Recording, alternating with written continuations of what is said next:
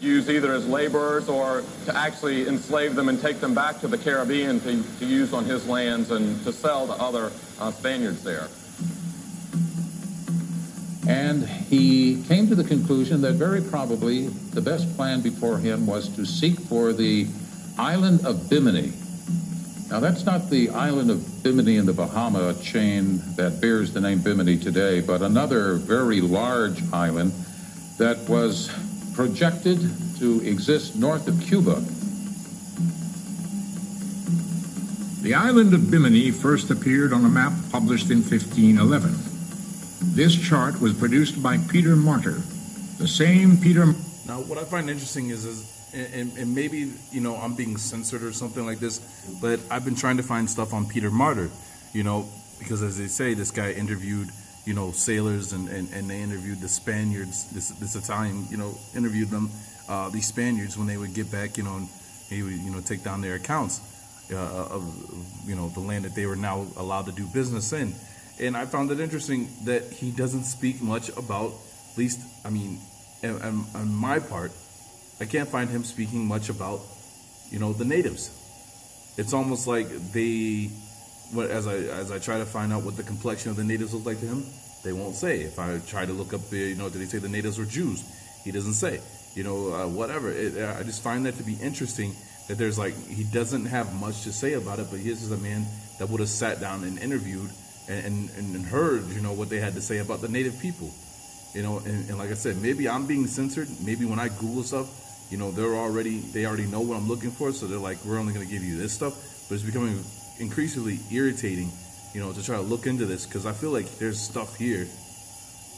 You know what I'm saying? Like he would have wrote about stuff, but I can't find anything, and I find that just really just aggravating. Martyr, who played such an important part in linking the Fountain of Youth to Juan Ponce de Leon. He had a habit of interviewing navigators who sailed throughout the Caribbean Sea, and on the basis of what he learned from them, he constructed a map of the New World, at least the Caribbean basin part of it. And just north of Cuba, he drew a large landmass that he called Island of Bimini. Still in good favor with King Ferdinand, Ponce de Leon requested permission to search for Bimini.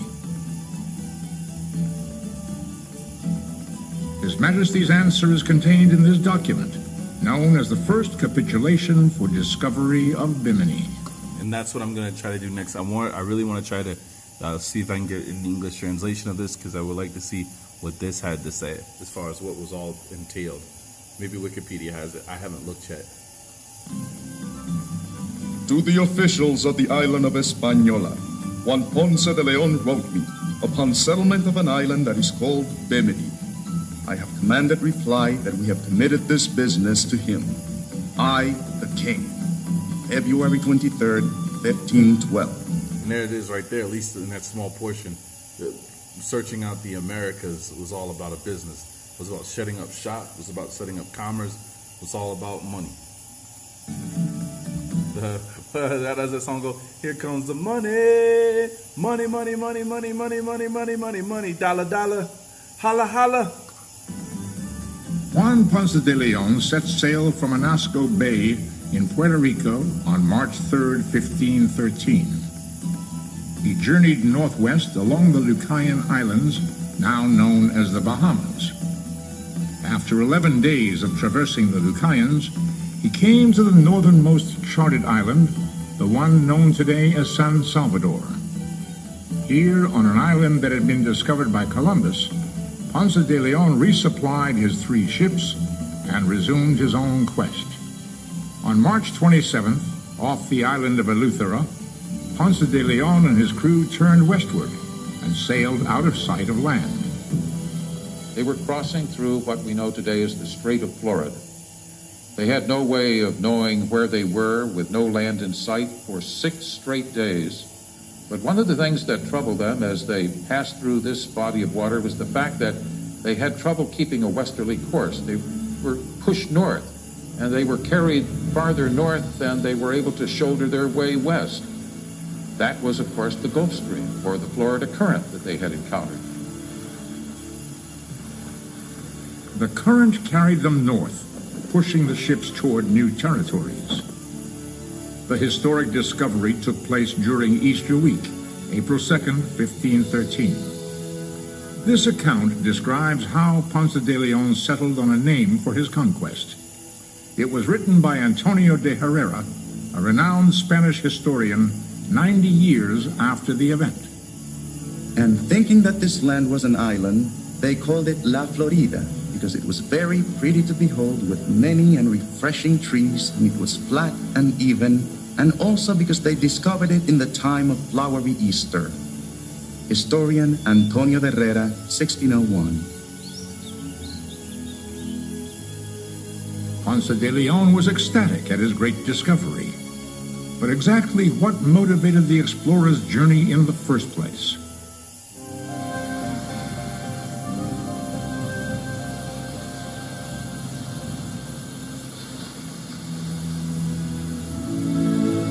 The landing in La Florida brought great satisfaction to Juan and his party.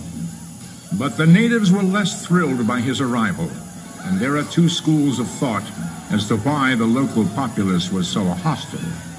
Some historians believe that Juan Ponce de Leon may not have been the first Spaniard to reach the coastline. By the early 1500s, the Spanish settlement of Hispaniola, first established by Columbus, was in need of more slaves.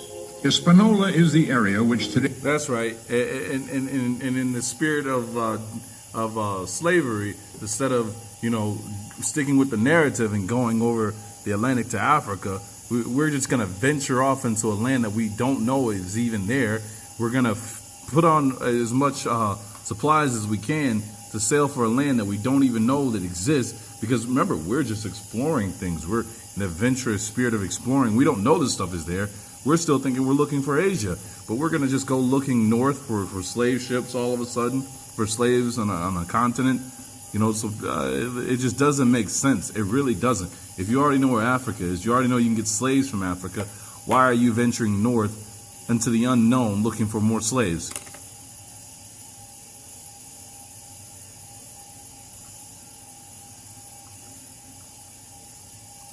forms the nations of the Dominican Republic and Haiti. The two... you really stop and think about it. You're going to be lost at sea. You're going to starve to death if you miscalculate. If you and I decided to get on a boat and we wanted to sail to Tasmania, not knowing where Tasmania is, what's the chance that we make it to the island of Tasmania without starving to death and without dying? We have no one to show us the way. We're just in the spirit of looking for new land. We don't even know where Australia is. We've never sailed to it, but we're going to find Tasmania because we're looking for slaves so we can bring back to America to work for us. You're not playing Russian roulette. You knew what you were doing. Factors that account for the decrease in the number of available slaves were the harsh labor conditions imposed by the Spanish and the introduction of European diseases. Wait. These slaves. Where's your long hair? Wow, you look like Negros in this drawing.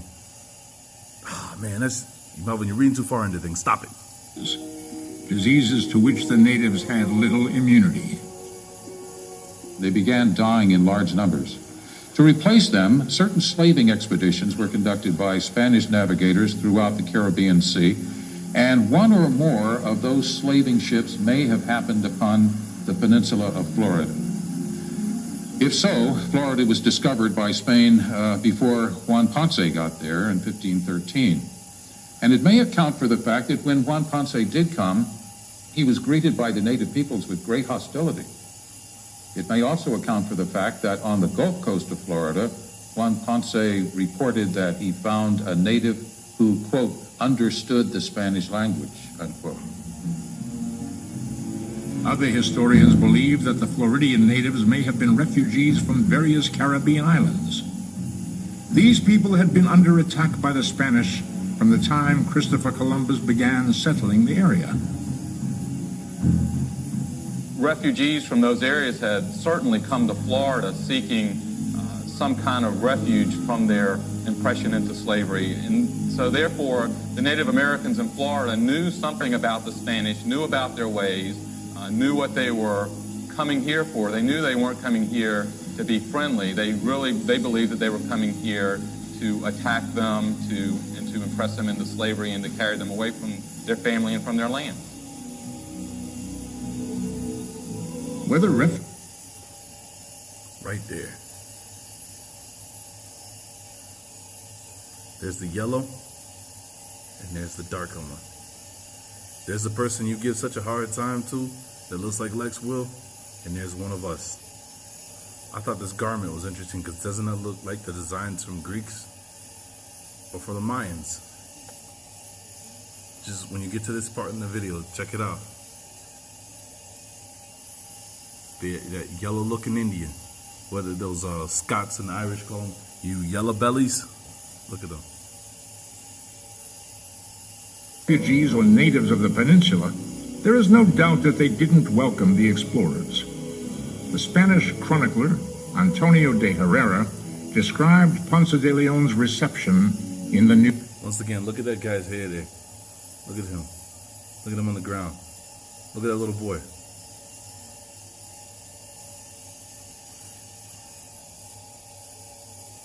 New World. Herrera, writing in 1601, tells us that Juan Ponce had no desire to enter into hostile relations with the natives of this island. I call that But lies. he was forced to it because the natives attacked him almost at once with arrows and clubs and attempted to seize his boat, his oar. Oh wait, you mean they were defending their land the way that the so-called white man, who's not white but tries to defend America now? You don't talk about, oh, we don't want you here. You know, all you immigrants, get out of here. Well, isn't that what they were saying? But you know how it goes. He who has the better weapons always wins. Oars and his weapons. And so Juan Ponce did fight back.